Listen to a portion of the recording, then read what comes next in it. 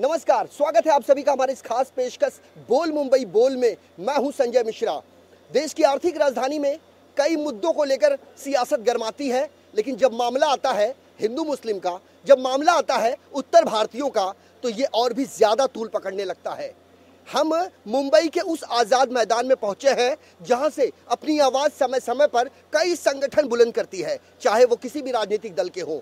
यदि उन्हें मुख्यमंत्री तक अपनी आवाज़ पहुंचानी होती है या केंद्र सरकार तक अपनी आवाज़ पहुंचानी होती है, तो वो इसी आज़ाद मैदान की धरती का चयन करते हैं। और आज हमारे सामने, हमारे कैमरे के सामने खड़े तमाम लोगों की तस्वीरें वीडियो जर्नलिस्ट देवानंद सिंह अपने कैमरे में काफ़ी करीब से कैद करे और उन तमाम दर्शकों को ये बताने का प्रयास करे जो इस कार्यक्रम को देख रहे हैं और जिनके अंदर ये जिज्ञासा बनी हुई है कि आखिर इन 24 न्यूज़ दिखाना क्या चाहता है, उसका ये मुद्दा क्या है। हमारे साथ उत्तर भारतीय महापंचायत के ये तमाम कार्यकर्ता पदाधिकारी आज कुंडली मारकर बैठ गए हैं आज़ाद मैदान में। मुद्दा वही कि आखिर पर प्रांतियों का मामला कब तक गरमाता रहेगा, कब तक मुंबई में बसे उत्तर भारतीयों की पिटाई होते रहेगी। तो अब ये मोर्चा खोला है उत्तर भारतीय महापंचायत ने, जिसका नेतृत्व कर रहे हैं विनय दुबे। हम सबसे पहले विनय जी के पास जाएंगे। विनय जी, सबसे पहले ये बताइए, ये मामला कोई आज का नहीं है। आपका ध्यान आकृष्ट करवाना चाहूंगा, जब कल्याण में रेल परीक्षा के दौरान बड़े पैमाने पर परप्रांति यहाँ आए थे तो उनके साथ मारपिटाई की गई थी, सियासत गरमाई थी। उसी तर्ज पर हमने देखा शनिवार को, चाहे ठाणे रेलवे स्टेशन हो, कल्याण रेलवे स्टेशन हो, डोंबिवली हो, तमाम जगहों पर फेरी वालों की पिटाई की गई। लेकिन फेरी वालों का मुद्दा भी अपनी एक जगह पर है। आप क्या बताना चाहते हैं? देखिए सर, मैं एक आम जनता से यही कहना चाहूँगा कि जो रेलवे स्टेशन पे महाराष्ट्र नवनिर्माण सेना के द्वारा जो ज्ञापन देके 15 दिन का अल्टीमेटम दिया गया था, उसका हम लोग कहीं ना कहीं समर्थन करते हैं, क्योंकि पैसेज खाली होना ज़रूरी है।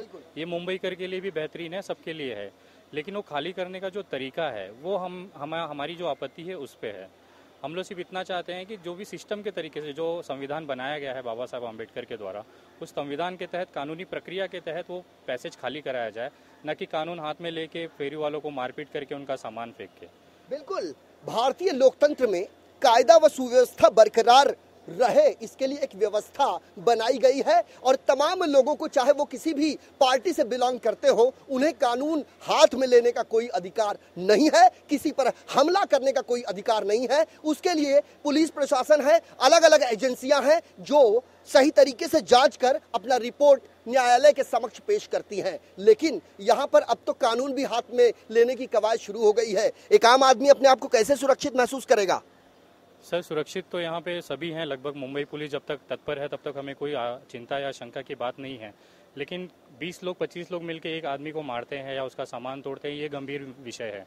मैं अभी वसई का एक वीडियो देख रहा था जिसमें कि महाराष्ट्र नवनिर्माण सेना के कुछ पदाधिकारी जिंदाबाद करते हुए ये कह रहे थे, अभी तो हम लोग शांतिपूर्वक आए हैं, अगली बार हम लोग डीजल और पेट्रोल लेके आएंगे और सब जला के रखेंगे। तो ये जो चीज़ें हैं, जो वीडियो अभी वायरल हो रहा है, मेरे पास भी पड़ा हुआ है वीडियो, ये सारी चीज़ें मानसिकता थोड़ी सी अलग हो जाती हैं, क्योंकि फेरी वाले में सारे लोग आते हैं, उसमें आपको साउथ इंडियन भी मिलेंगे, उत्तर भारतीय भी मिलेंगे, गुजराती भी मिलेंगे। लेकिन जब मामला आता है कि परप्रांतीयों को मतलब साइड करने की, तो सिर्फ उत्तर भारतीय ही क्यों टारगेट किए जाते हैं? क्योंकि उत्तर परप्रांतीय में तो सारे लोग हैं, गुजराती, मराठी, मारवाड़ी, पंजाबी, बहुत सारे लोग आते हैं। जब विनय जी फेरी वालों की हो तो फुटपाथ पर अवैध कब्जा करना कितना सही है? चूंकि राहगीरों के लिए फुटपाथ बनाया गया है, ना कि फेरी वालों के लिए। समय समय पर फेरी वाले संगठनों ने कई बार हल्ला बोल किया, आंदोलन किया। हम ये भी मानते हैं कि सुप्रीम कोर्ट का दिशा निर्देश है कि आप हॉकिंग जोन बनाएं और उनका एक जगह उनकी सुनिश्चित करें, लेकिन ये भी कहीं होता दिखाई नहीं दे रहा है। इसके लिए जिम्मेदार किसे मानेंगे? सर देखिए, करने वाले भी वही हैं, कराने वाले भी वही हैं। जो हमारे नगर सेवक हैं, जो लोकल वार्ड के महानगर पालिका के अधिकारी हैं, ये बिना उनके छत्र छाया के ये सब मुमकिन नहीं होता है। और जहाँ तक ये हॉकर्स जोन बनाने की बात है, 2014 में लोकसभा में बिल पारित हुआ है, जो फुटपाथ हॉकर्स जोन करके जो 2014 का नियम आया है, उसमें यह है कि 2.5% जनसंख्या के हिसाब से आपको हॉकर्स जोन्स देना पड़ेगा, जो कि एक कानून है। लेकिन ऐसी कोई कमेटी अभी तक बीएमसी ने सिर्फ कार्रवाई कर रहे हैं, कुछ कर रहे हैं, लेकिन कैसे होता है कि इसमें कोई प्रतिक्रिया या फिर प्रोग्रेस होता नहीं है। जो भी है नगर सेवक, वहाँ का लोकल वार्ड ऑफिसर, वहाँ की महानगर पालिका, जहाँ तक है पुलिस, आरपीएफ, जीआरपी, ये सारे लोग आपस में कॉम्बिनेशन करके आखिर रेलवे स्टेशन के ऊपर जहाँ पे हम लोग 10 मिनट के लिए अगर खड़े हो जाते तो आरपीएफ आके भगा देती है कि भाई यहाँ जमा नहीं होने का, और वहाँ पे सेम जगह पे हॉकर्स लोग आधा ब्रिज कवर करके रखते हैं। जो एल्फिंस्टन की घटना हुई उसका एक लाइव एग्जांपल था कि ये हमारा जो सिस्टम है, कुछ लोगों ने अपना जेब भरने के लिए कितने ज़्यादा लोगों की जान रिस्क पे रखी हुई है। ये खाली होना चाहिए, इसका पूरा समर्थन है, लेकिन कानूनी प्रक्रिया के तहत। जैसे बिल्कुल बिल्कुल बदलाव होना वक्त की जरूरत है, लेकिन वो पारदर्शिता उसमें होनी चाहिए। लेकिन यहाँ पर भ्रष्टाचार का दीमक इतने अंदर तक जा घुसा है कि जिसे निकालना वक्त की जरूरत है। देश के प्रधानमंत्री ने स्वच्छता अभियान छेड़ा। पिछले दिनों हमने मुंबई के कई इलाकों का जायजा लिया, लेकिन वहां पर जो कचरे का अंबार लगा हुआ था उसको देखने के बाद ऐसा लगता है कि मानो अभी भी बड़े पैमाने पर लोगों में जागरूकता की कमी है। सब ये जानते हैं कि गलत क्या है, सही क्या है। सब ये जानते हैं कि वो कौन लोग हैं जो अवैध तरीके से फुटपाथ पर कब्जा जमाए हुए हैं। चूंकि वो फेरीवाला तो महज एक मोहरा होता है, उस फेरीवाले से जो धनोत्पार्जन लेने वाला जो संचालक होता है वो पर्दे के पीछे ही रहता है। अमूमन ये देखने मिलता है कि हर बार कोप भाजन का शिकार होना पड़ता है सिर्फ और सिर्फ उत्तर भारतीय समाज को। लेकिन अब उत्तर भारतीय समाज ने मोर्चा खोल दिया है। उत्तर भारतीय महापंचायत के नेतृत्व तले विनय दुबे के कंधों से कंधा मिलाकर तमाम उत्तर भारतीय महापंचायत के अधिकारी चल पड़े हैं। राह कठिन है, लेकिन सफलता क्या मिल पाएगी इस पर अभी भी एक प्रश्न चिन्ह है। लेकिन इसे आगाज भर कहा जा सकता है, अंजाम तक पहुंचना अभी बाकी है। आपका नाम जानना चाहेंगे सर? अरविंद उपाध्याय, समाज सेवी। उपाध्याय साहब, ये बताइए कि जिस तरीके से आज रविवार का दिन है, सभी अपने अपने घरों में हैं, लेकिन आप लोग यहाँ मोर्चा कर रहे हैं आजाद मैदान में। संदेश उत्तर भारतीय समाज को किस तरीके से देना चाहेंगे आप? एक उत्तर भारतीय समाज सेवी होने के नाते मैं आपसे कहना चाहूँगा, मैंने कल भी कहा था लाइव फेसबुक के माध्यम से, एक मैं समाज सेवी हूँ।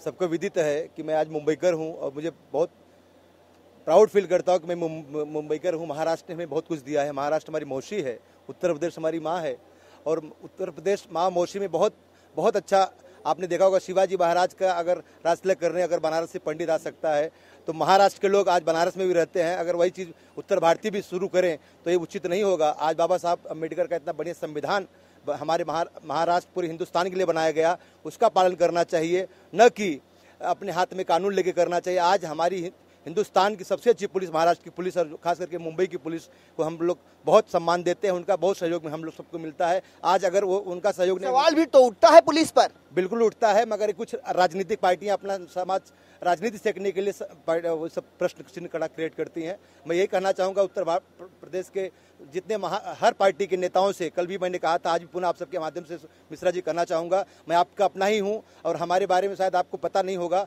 आज मैं यहाँ से लेकर उत्तर प्रदेश तक की समाज सेवा कर रहा हूँ। मैंने ये आह्वान किया था। कितने सालों से? मैं आज 20 साल में कितना काम किया आपने? बहुत कार्य। कोई एक काम गिना दीजिए। बहुत कार्य किया है। कोई एक काम? बहुत कार्य किया है। मैं पर्दे के पीछे बहुत कार्य करता हूँ, मैं फ्रंट पे जल्दी नहीं आता। इस तरीके से तो संजय निरुपम भी कहते हैं। नहीं, संजय निरुपम जी नेता हैं। शंकर सिंह भी थे। संजय निरुपम जी नेता हैं और मैं सेवक हूँ। मुझे कोई वोट की लालसा नहीं है। और वोट की लालसा में सब चीज कहते हैं। मैं सबसे कल आह्वान किया था, समाज के उत्तर प्रदेश से आए हुए जितने भी राजनीतिक पार्टियों के भामाशाह हैं, अपने आपको उत्तर प्रदेश का नेता समझते हैं। ये सिर्फ भाषण के रूप में इसे देखा जाए कि यथार्थ के पटल पर भी कुछ वास्तविकता दिखाई देगी? बिल्कुल देगी। मैं आपको आश्वासित करता हूं। मैं आपके माध्यम से और भाइयों से करना चाहूंगा, हमारे किसी से हमारी दुश्मनी किसी पार्टी के शीर्ष नेतृत्व से नहीं है। कुछ लोग अपनी गंदी राजनीति करने के लिए, जिनका कोई अस्तित्व नहीं है समाज में, वो हमारे कमजोर, पीड़ित, निर्धन लोगों के ऊपर असामाजिक तत्वों, असामाजिक लोग आके उनको मारते हैं। मैं ये चैलेंज करता हूं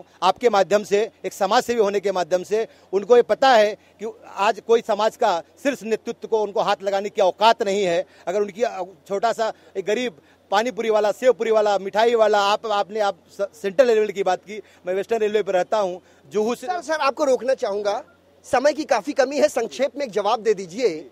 जिन लोगों को भी निशाना बनाया गया है, क्या वो परमानेंट रेसिडेंशियल हैं?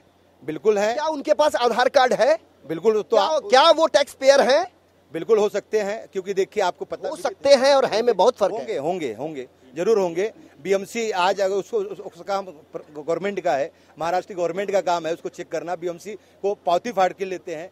बीएमसी सबको पता होता है कि ऐसा नहीं है कि आज इतनी बड़ी घटनाएं हो रही हैं। आपने देखा पिछले स्टेशन पे जो घटनाएं हुई, मैं कुछ पार्टियों का नाम लेके अपने समाज का सिर नीचा नहीं झुकाना चाहता, क्योंकि समाज से बड़ा कोई पार्टी नहीं होती। समाज से बड़ा कोई पार्टी नहीं होता है। वैसे एल्फिंस्टन की जो घटना हुई है उसकी जितनी निंदा की जाए कम है। भारतीय लोकतंत्र में ये बड़ा दुर्भाग्यपूर्ण है कि जब कोई घटना घटती है तब लकीर पीटने की कवायद शुरू हो जाती है। समय रहते ही तमाम चीजों को यदि दुरुस्त कर लिया जाए तो इस तरह की घटनाओं से हम बच सकते हैं, लेकिन बड़े दुर्भाग्य की बात है कि ऐसा हो नहीं पाता। इनके मुखारबिंद से निकली हुई एक बात बहुत ही ज्यादा अच्छी लगी कि यदि यूपी हमारी माता है तो महाराष्ट्र हमारी मौसी है, और यदि हमने महाराष्ट्र को माता तुल्य समझा तो हमने क्या गुनाह किया। और हमने समय समय पर खून पसीने से इस आर्थिक राजधानी मुंबई को एक नया आयाम देने के लिए हर पुरजोर कोशिश करी। तो आखिर हमारा गुनाह क्या है, यही अब उत्तर भारतीय समाज पूछने लगा है। क्योंकि चुनाव के दौरान जिस तरीके से उत्तर भारतीयों को रिझाने की कवायद शुरू होती है, उससे एक वोट बैंक की राजनीति से भी इनकार नहीं किया जा सकता। आपका नाम जानना चाहिए। सर, मेरा नाम विजय सिंह है। सिंह साहब, एक बात बताइए, उत्तर भारतीयों का कोई नेता तो नहीं है, यही वास्तविकता है। और अब बतौर एक उत्तर भारतीय आप थोड़ा सा स्पष्ट कीजिए कि ये जो कुछ भी चल रहा है ये कितना जायज है। सर, मैं एक ही चीज़ कहना चाहता हूँ कि माननीय विनय दुबे जी ने जो चीज़ कहा कि आज जो मनसे के राष्ट्रीय अध्यक्ष राज ठाकरे साहब के थ्रू जो भी हो रहा है, हम उत्तर भारतीयों को भी एक बहुत बड़ा गर्व है राज ठाकरे साहब के ऊपर। उनकी एक बोल्डनेस, एक बहुत राज ठाकरे साहब के ऊपर गर्व है, बहुत गर्व है। लेकिन ये डर के कह रहे हैं आपके दिल से? मेरी बात सुनिए, हम डर के नहीं कर रहे, हम तहे दिल से कर रहे हैं। लेकिन एक जो प्रोसेस है, हमारे पूछने का तात्पर्य हम पहले बता दें, महाराष्ट्र की राजनीतिक पृष्ठभूमि में शिवसेना और महाराष्ट्र नवनिर्माण सेना, ये दो ऐसी पार्टी है जो मराठी अस्मिता की बात कर अपनी राजनीति चमकाती है, अपनी सियासी रोटी सेकती है। यूं कहें तो इसमें कोई अतिशयोक्ति नहीं होगी। कुछ अंतराल पहले, कुछ अरसे पहले किस तरीके से शिवसेना पार्टी का जन्म हुआ, किस तरीके से उसका विघटन हुआ, किस तरीके से शिवसेना के गर्भ से महाराष्ट्र नवनिर्माण सेना की उत्पत्ति हुई, ये सभी ने देखा। लेकिन आज सवाल वही कि क्या उत्तर भारतीय, क्या पर प्रांतीय जो एक राज्य से दूसरे राज्य दो जून की रोटी कमाने आता है, अपने परिवार की आजीविका चलाने आता है, क्या वो सुरक्षित है? क्योंकि ये जिम्मेदारी किसी न किसी को तो लेनी होगी, क्योंकि ये एक बड़ा लोकतंत्र है और इस लोकतंत्र की परिभाषा का यदि व्याख्यान करें तो समय कम पड़ जाएगा। हमारे इस खास पेशकश में वक्त हो चला एक छोटे से ब्रेक का। ब्रेक के उस पार जाएंगे तो कई उत्तर भारतीय लोग खड़े हैं, उनके जहन में कई सवाल हैं, आपको कराएंगे उनसे तारुफ। बने रहिए इन 24 न्यूज के साथ।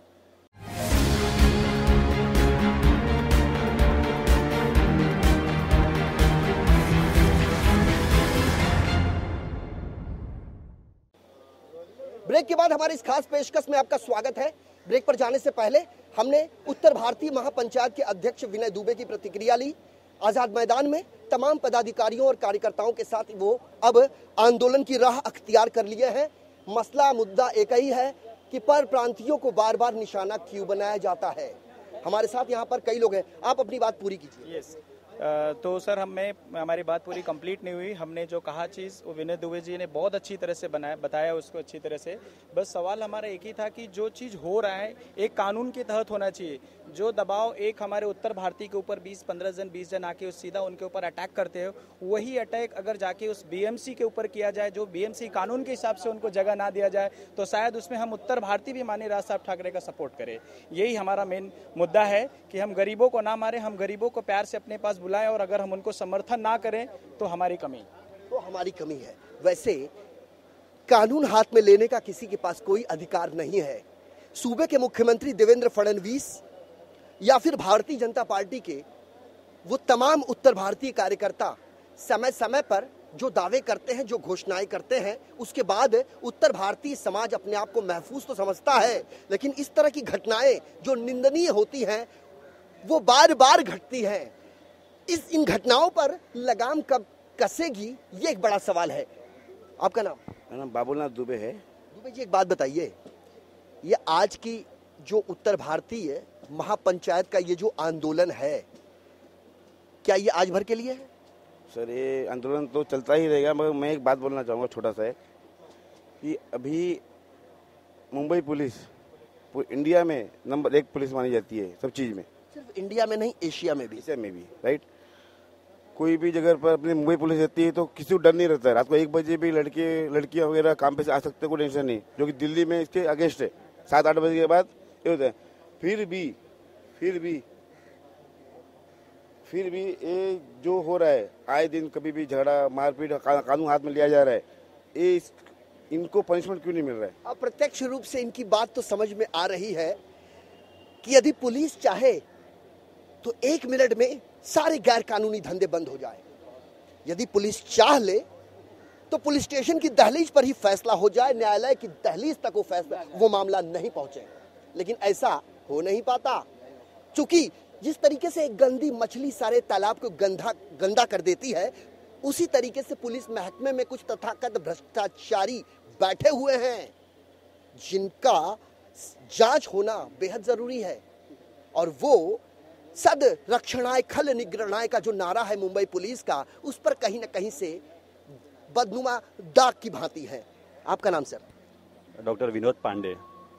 विनोद जी, एक बात बताइए, भारतीय समाज को जागरूक करने का जो बीड़ा उत्तर भारतीय महापंचायत ने उठाया है, क्या उसमें कामयाबी मिल पाएगी? क्योंकि राजनीति के अखाड़े में कई उत्तर भारतीय नेता हैं जो कभी नहीं चाहते कि लोग खुशहाली से रहें, क्योंकि जब खुशहाली की पारी आती है तो कोई एक मुद्दा सामने आ जाता है।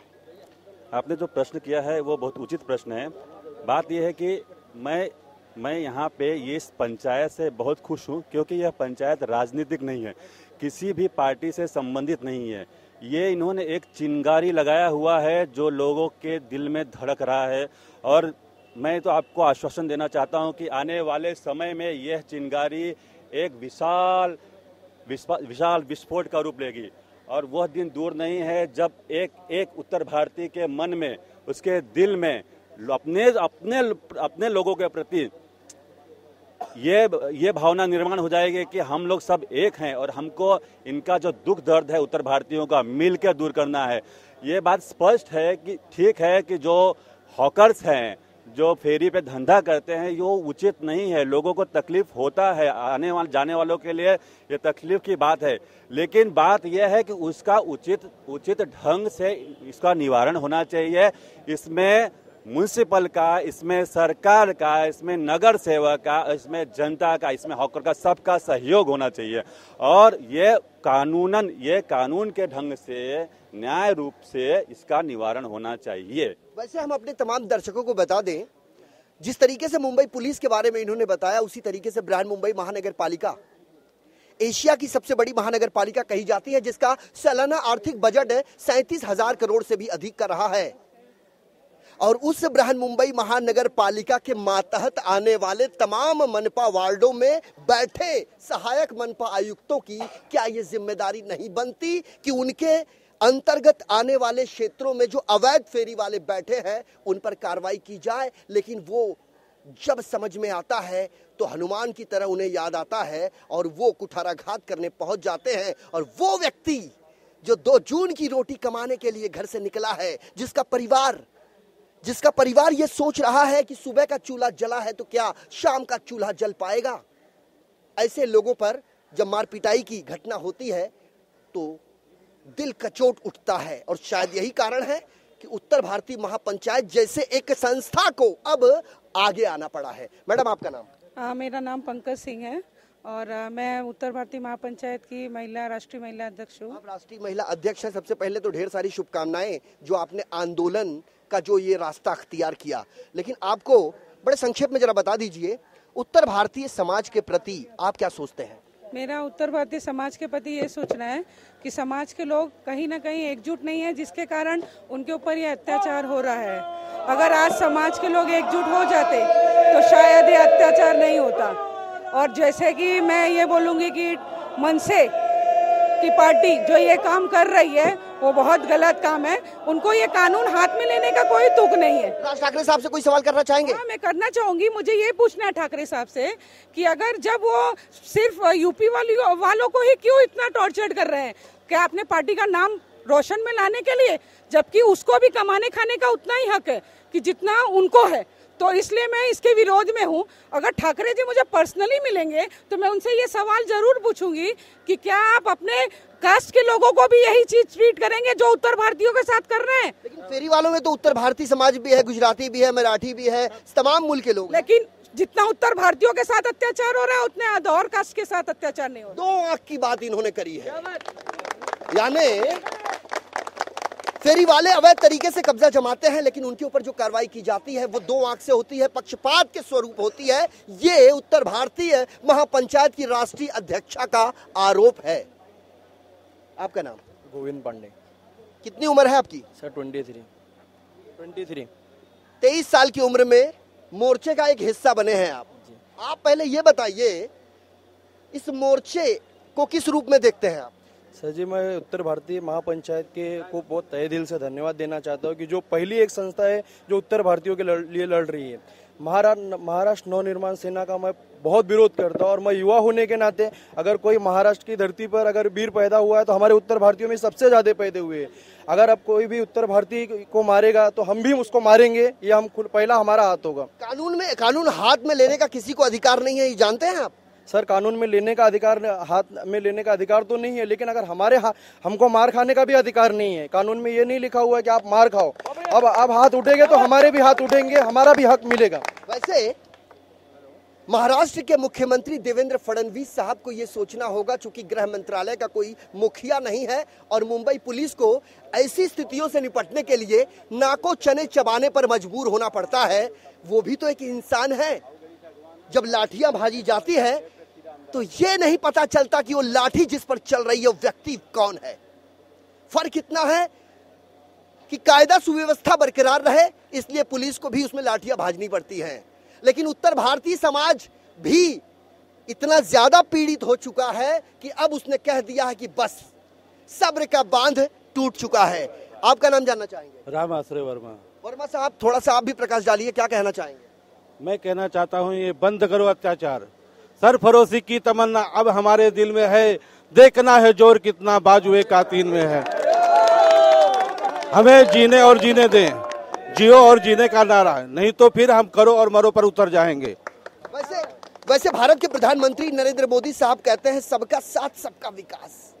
जब सबका साथ होगा तो विकास जरूर होगा, लेकिन जब किसी का साथ ही नहीं होगा तो विकास किस चीज का? जब व्यक्ति अपने परिवार के साथ महफूज नहीं है तो विकास की क्या कल्पना कर सकता है? हमारे साथ और भी कई लोग हैं। आपका नाम? अनुज पांडे। अनुज, आप भी एक युवा हो, क्या सोचते हो इस तरह की घटनाओं को देखने के बाद? सर, ये सिर्फ राजनीतिक रोटियां सेकने के बराबर है।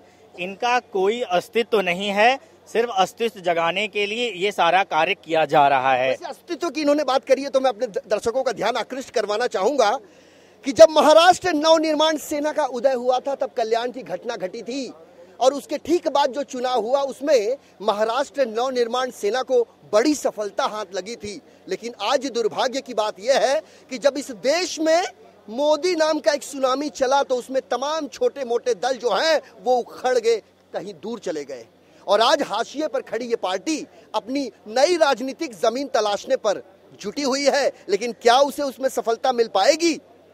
क्या लोगों को, सबको अपने साथ लेकर चलने की जो बात कही जाती है, इसमें महाराष्ट्र नवनिर्माण सेना कभी कामयाब हो पाएगी? एक बड़ा सवाल है, और यही सवाल का जवाब उत्तर भारतीय समाज जानना चाहता है। जी सर, कभी मैं आपको बताना चाहता हूं, जिस शख्स का साथ महाराष्ट्र की जनता ने नहीं दिया है, उस शख्स का क्या अस्तित्व है ये आपके माध्यम से जाना है। ये आज राज ठाकरे से जाके करिए कि आपके 6 नगर सेवक भी जाके शिवसेना के साथ मिल गए, आपकी क्या अस्तित्व रह गई है? आप किस अस्तित्व की लड़ाई कर रहे हो? आप ना महाराष्ट्र के हो, ना उत्तर प्रदेश के हो, ना पूरे भारत के हो। कहाँ के? वो सिर्फ दादर के हैं, बाकी उनका कोई औकात और हैसियत नहीं है। दादर से बाहर निकल के देखिए, आपका एक नगर सेवक, आपका एक कार्यकर्ता। ये उत्तर भारतीयों को एक बात मैं बताना चाहता हूं, आपको किसी से डरने की जरूरत नहीं है। ये भाड़े पर आए हुए 200 और 400 के लाए हुए गुंडे जो कि एक बॉटल बियर पे सो जाते हैं, उनसे डरने की आपको जरूरत नहीं है। हमें इतना जोश है, हमें इतना महकमा है कि हम एक एक को तार तार करके रख सकते हैं। ये मन की एक वेदना है, उस कुंठित मन की जिसमें कई सवाल दबे पड़े हैं। अभी तक तो जवानी की दहलीज पर ये आए हैं, अभी तो पूरी जिंदगी बाकी है, लेकिन जो अनुभव इन्होंने लिया है, इससे आने वाली पीढ़ियों को किस प्रकार का संदेश जाएगा, इसका अंदाजा यहाँ के मंजर को देखने के बाद आप आसानी से लगा सकते हैं। आपका नाम? सर्वेश मिश्रा। मिश्रा जी, आप क्या कहना चाहोगे? मैं सिर्फ यही कहना चाहता हूँ सर कि जब मनसे का निर्माण हुआ उस टाइम भी मनसे का कुछ अस्तित्व नहीं था। उस टाइम इन्होंने दंगा कराया तो कुछ 14-15 सीटें आमदार की इन्होंने जीती थी। अब आज दंगा कराने से जीती थी? वही कर रहे हैं। क्या महाराष्ट्र की जनता इतनी मूर्ख है कि दंगा कराने वालों को जिताएगी? नहीं, वो वही सोच के आज फिर करा रहे हैं दंगा। ये आपकी एक सोच हो सकती है, लेकिन ये वो मनसे की कूटनीति से शायद अनभिज्ञ हैं आप, क्योंकि अब तक जिस पर भी हमला हुआ है, हमने ज्यादा से ज्यादा लोगों को यही पाया है कि वो लोग अपनी जगह सही नहीं है।